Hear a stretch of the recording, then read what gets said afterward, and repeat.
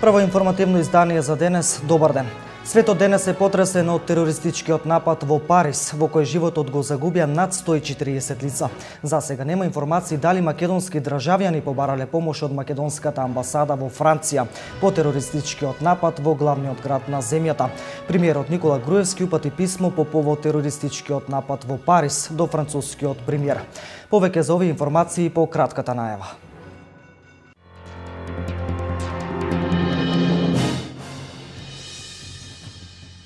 Учениците од Скопската гимназија Никола Карев денес беа во културно-историска посета во Штип.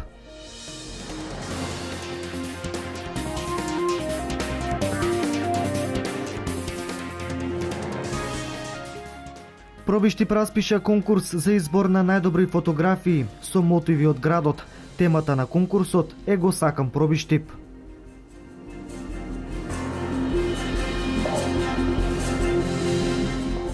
Речиси една недела имаме високи температури, нетипични за овој дел од годината. Лекарите советуваат хронично болните редовно да ја земаат препишаната терапија.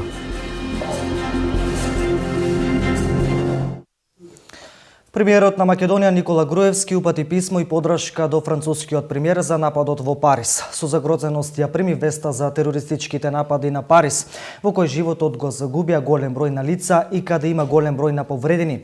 И во овие тешки мигови на тага на пријателскиот француски народ, дозволете ми да изразам сочувство на семејствата на жртвите на овој варварски и антицивилизацијски чин, а на повредените да им посакам брзо закрепнување, наведува премиерот во писмото.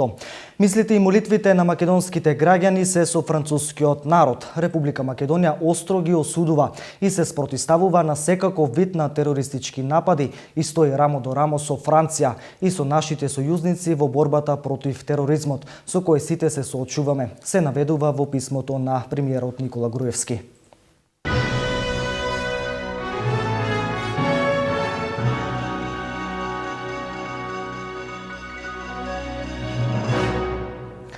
Учениците од Скопската гимназија Никола Карев денес беа во културно-историска посета во Штип. Оваа посета ја искористија да ја разгледат постојаната археолошка и историска поставка во Заводот Музеј Штип. Ваквите посети се во функција на збогатување на знаењата на учениците. Учениците од Скопската гимназија Никола Карев денес беа во посета на Штип. Оваа посета ја искористија да ја разгледат археолошката и историска поставка во Заводот Музеј Штип и останатите споменици од историјата кои ги нуди нашиот град. Овде во Штип традиционално секоја учебна година со учениците од прва, втора, трета и четврта година, а прво го посетуваме музејот, археолошкиот и историскиот музеј, потоа кај споменикот на жртвите на Холокаустот, штипските евреи. Имаме исто така краток историски час. Ја посетуваме и црквата Света Богородица и безистенот во центарот на Штип. Ваквите посети се во функција на збогатување на знаењата на учениците. Овој пат тие се запозна и добија нови сознанија за културно-историските вредности на овој регион. Овие посети што ги извршуваме ние во Штип секоја година се многу добри за нашето образование, затоа ние кога ќе сознаеме повеќе за историјата, особено за градот Штип, за овој конкретно за музејов. Многу е добро тоа што се запознаваме со целата историја на Штип и со сето тоа што се случувало за време на од 1 до 20 век во овој град. Покрај посетата на културно-историските споменици во Штип, учениците од гимназијата по повод патрониот празник традиционално го посетуваат спомен обележјето на Никола Карев во село Тракање Кочанско, каде животот го загубил овој македонски револуционер. Председателката на Сојузот на стопански комори на Македонија, Даниела Арсовска, учествува на годинешниот дводневен самит кој се одржува во Анталија, Турција. Новој собир на светските бизнис лидери. Главна задача е да дадат препораки за унапредување на економската активност, која има клучна улога во постигнувањето силен, одржлив и балансиран раст на светско ниво. Председателката на Сојузот на стопански комори на Македонија, Даниела Арсовска, учествува на годинашниот дводневен самит B20G20 кој се одржува во Анталија, Турција. На овој собир на светските бизнис лидери главна задача е да дадат препораки за унапредување на економската активност која има клучна улога во постигнувањето силен, одржлив и балансиран раст на светско ниво. Заедно со шефовите на владите на најмокните земји, светските бизнис лидери B20 2 дена ќе дебатираат на повеќе теми. Во фокусот на бизнисот се растот и инвестициите, како и трговијата, работните места и конкурентноста. Самитот B20, односно собира на светските бизнис лидери, на кои што присуствуваме за прв пат од Република Македонија.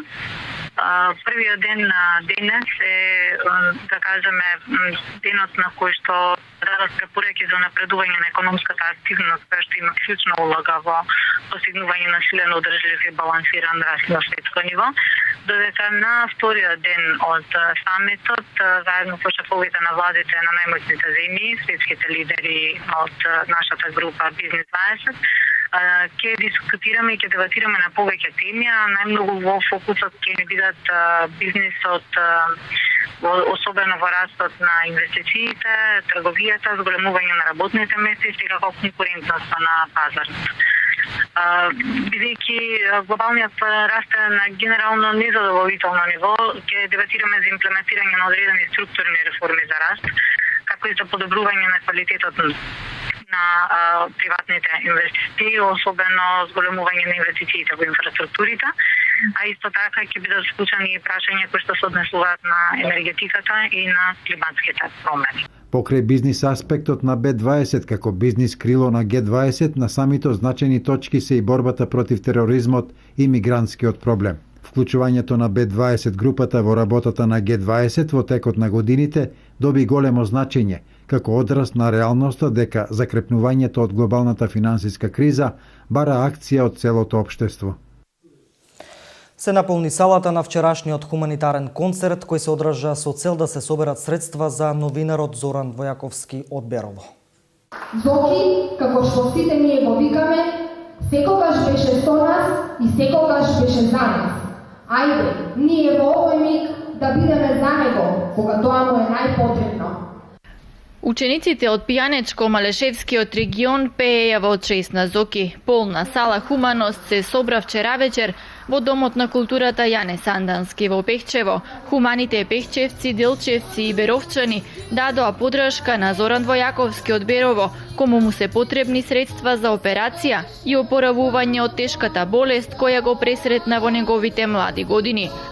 Во хуманитарниот концерт кој го иницираа наставници и ученици од Основното општинско училиште Ванчо Китанов од Пехчево, учество зедоа покрај нив и ученици и професори од средните општински училишта Методи Митевски Брицо од Делчево и Јацо Русковски од Берово.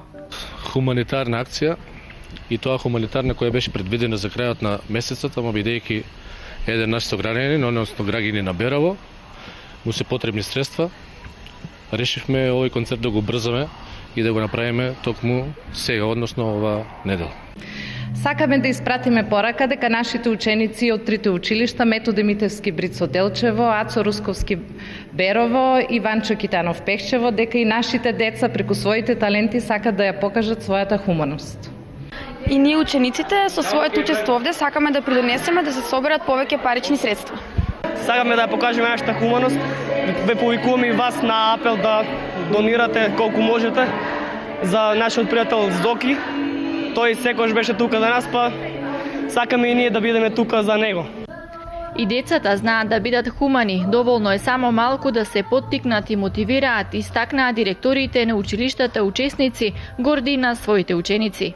Вакви хуманитарни концерти би сакал да се изведуваат и понатаму не само во Малешевиот или Пијанецо, туку ширум републиката.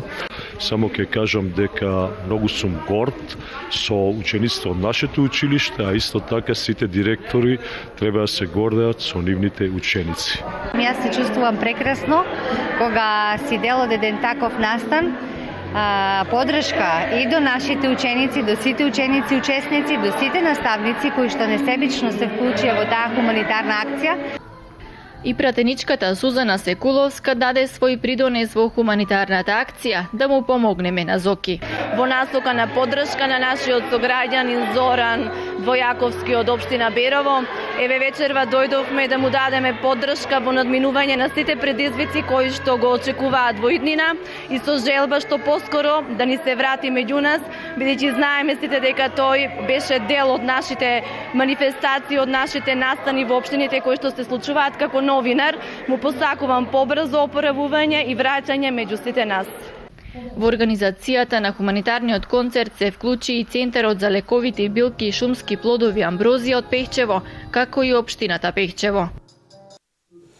Општина Пробиштип распиша конкурс за избор на најдобри фотографии со мотиви од градот. Темата на конкурсот е "Го сакам Пробиштип".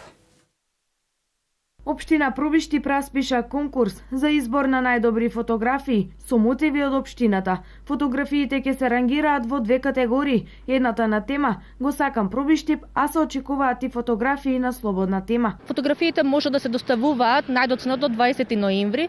Истите треба да бидат доставени во затворен плик без никакви ознаки за идентификација, со тоа што самите фотографии треба да бидат јасно обележани за која категорија се испраќаат и да бидат означени со шифра, додека пак авторите треба своите лични податоци да ги достават во затворен плик.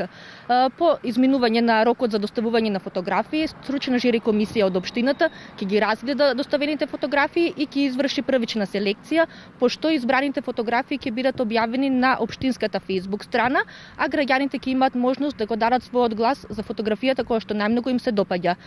При тоа важно е да се спомене дека Facebook гласањето, значи гласовите кои што ќе бидат добиени на општинската Facebook страна, нема да значат и директен пласман, односно конечно рангирање на избраните фотографии, туку само ќе бидат земени во предвид од страна на жири комисијата, значи ќе учествуваат со одреден број на поени при конечното рангирање. Сите доставени фотографии ќе бидат изложени на изложбата по повод празникот 8 декември Свети Климент Охридски. За најдобрите фотографии општината подготвува соодветни парични награди. Иако се уште без официјална потврда, дел од поголемите домашни компании во Виница веќе разработуваат стратегија за зголемување на платите на своите вработени, бидејќи се поизвестно е дека квалитетниот и добро обучен кадар не работи за плата од 200 евра. Инаку заклучно со октомври во Виница евидентирани се само 700 лица кои активно бараат работа. Најавите за квалитетно линеарно зголемување на платите во една од водечките компании во Виница вметна позитивни бранувања кај јавноста, но и насоки за пораст на стандардот во локални рамки. Се интензивираат и шпекулациите дека на ваков чекор се подготвуваат и другите домашни фирми, а во неофицијална најава е зголемување на платите кај странските инвеститори. Нова надеж за работничката класа, но и потенцијална кочница за излез на младата продуктивна сила надвор од општината. Иако сите информации се базирани на чаршиски муабети, вистината е една. Работодавците се соочуваат со недостаток на свеж и квалитетен кадар кој доаѓа и заминува, а причината е една единствена – со плата од 200 евра не се живее. Неофицијално, локалните компании веќе постигнале своевиден договор за соодветно зголемување на платите, бидејќи веќе не важи девизата без секој се може. Виница и понатаму останува општината која предничи со ниската стапка на невработеност во однос на соседството, но предничи со бројките на иселени лица. Факт е дека заклучно со октомври на евиденција има 1127 невработени лица, а во мај биле 2033. Тогаш на листата на чекање биле 80 со високо образование, а сега се 43. Од овие 1127 како активни баратели се водат околу 700, од кои 161 се на возраст до 30 години. Значаен статистички дефицит или на намалување на невработеноста, но овој пат, благодарение на историскиот проект Македонија вработува, но и на сите досегашни мерки за самовработување со грантови и поволни каматни стапки, за кои денес се подпишуваа нови договори. Со 1% камата на годишно ниво и една година грејс период. Идејата е самовработување најпрво, почеток на мала фирма со занимање на дистрибуција на големо и мало, за млечни производи поточно.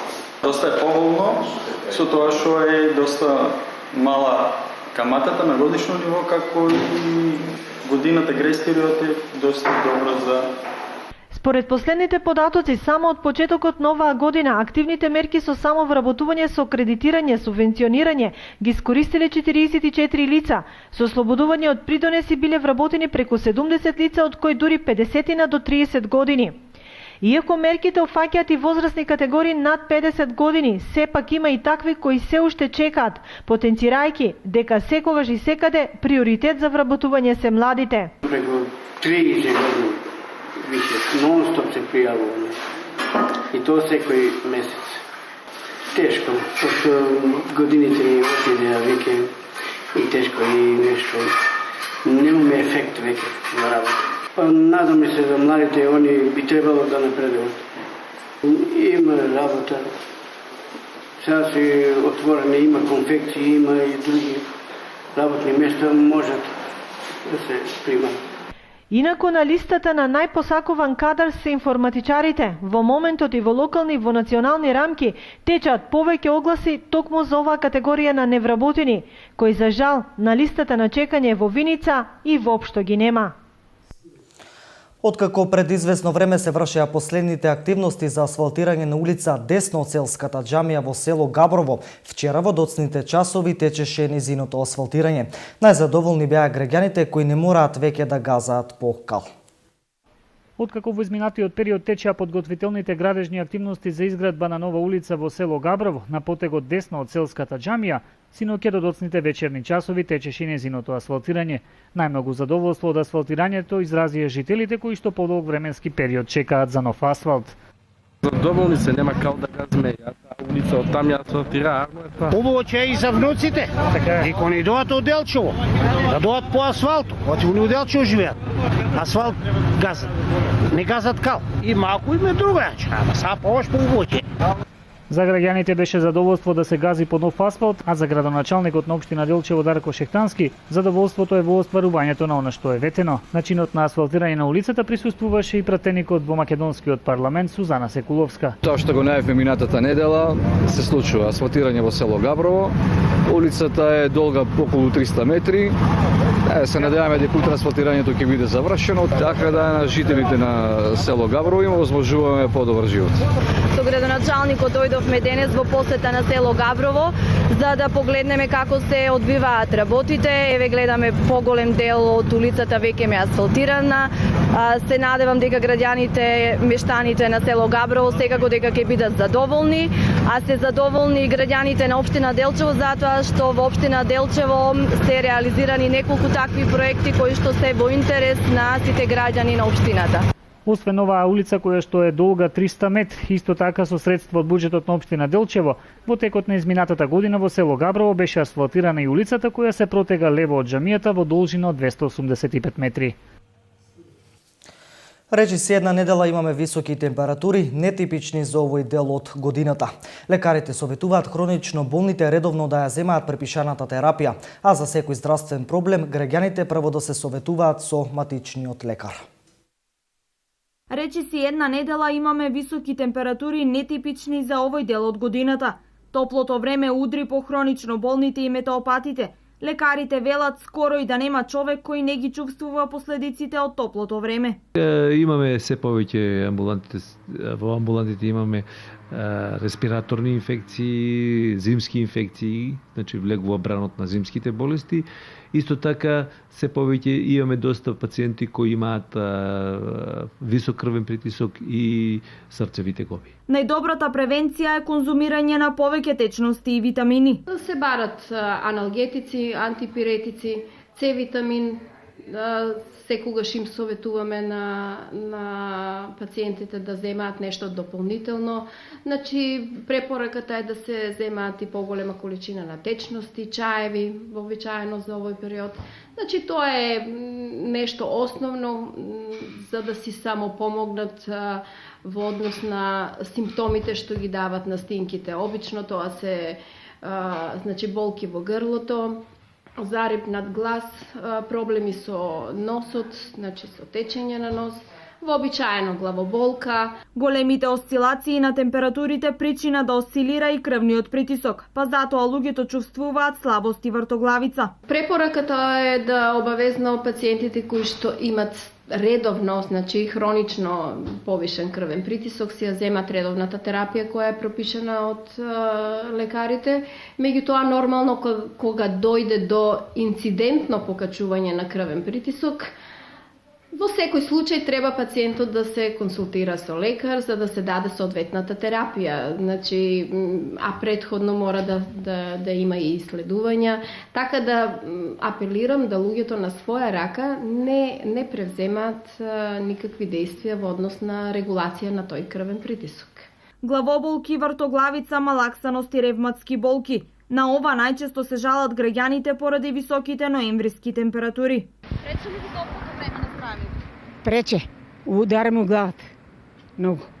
Ете сега не носам такво палто, носам само дебела блуза па ми смета. Многу е лошо во сонце. Многу ли е топло за ноември? Топло е. Треба дождови, треба врнање, ова не е убаво. Па како не пречи? Пречи со притисоци, со вртоглавици. Топлото не е добро, порно да си е ладно.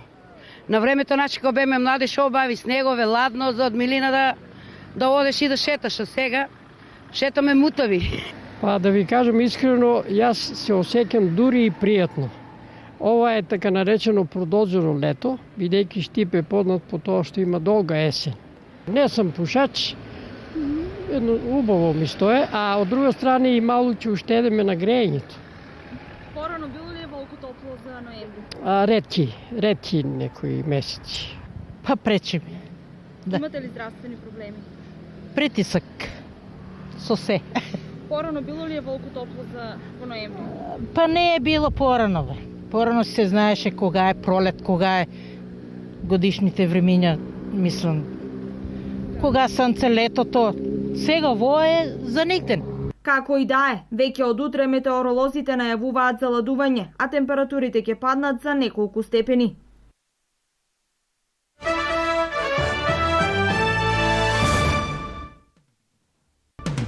Француската полиција потврди дека во текот на вчерашните вечерни сати во делови на Париз се случија 6 терористички напади.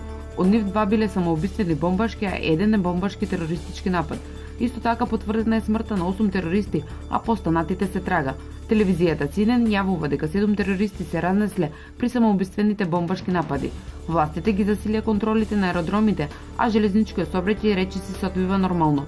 Но според дописникот на BBC, возот кој се обраќа на линијата Лондон-Париз, кој секогаш е полн, денеска во него нема патници. Турскиот председател Реджеп Тајип Ердоган изрази сочувство по серијата смртоносни напади во Париз и повика на консензус на меѓународната заедница во борбата против тероризмот. Како земја која многу добро ги знае последиците од тероризмот, ние совршено го сваѓаме страдањето низ кое сеја Франција минува, изјави Ердоган во телевизиското обраќање. Турција, која викендов е домаќин на самитот Г20, се согласи со американската администрација дека нападите во Париз се злосторство против човештвото и вети целосна соработка со Франција и незините сојузници во борбата против тероризмот. Лидерите од Г20 ќе се сретнат утре во регионот на Анталија, каде тема на разговорите ќе бидат војната во Сирија и глобалната безбедност. Исламската држава преку социјалните мрежи најавила нови напади во други европски и американски градови преку хаштагот на арапски јазик, што во превод значи Париз гори. Незините членови најавиле напади во најмалку 3 други светски центри. Главните цели на ИСИС според овој хаштаг се Рим, Лондон и Вашингтон, а меѓу другите цели се споменуваат и Берлин, Њујорк и Брисел. За сега нема потврда дека наведените градови се во директна опасност, но и во сите европски и американски градови нивото на тревога е подигнато на максимално ниво.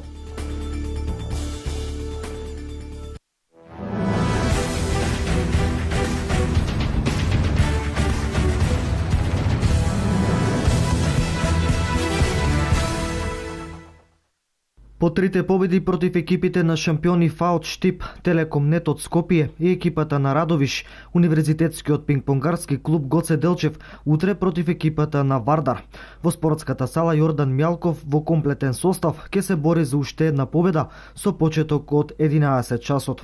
Големата поддршка ќе им значи многу на пингпонгарите на ова дерби, бидејќи со уште една победа се поблиску до посакуваната цел.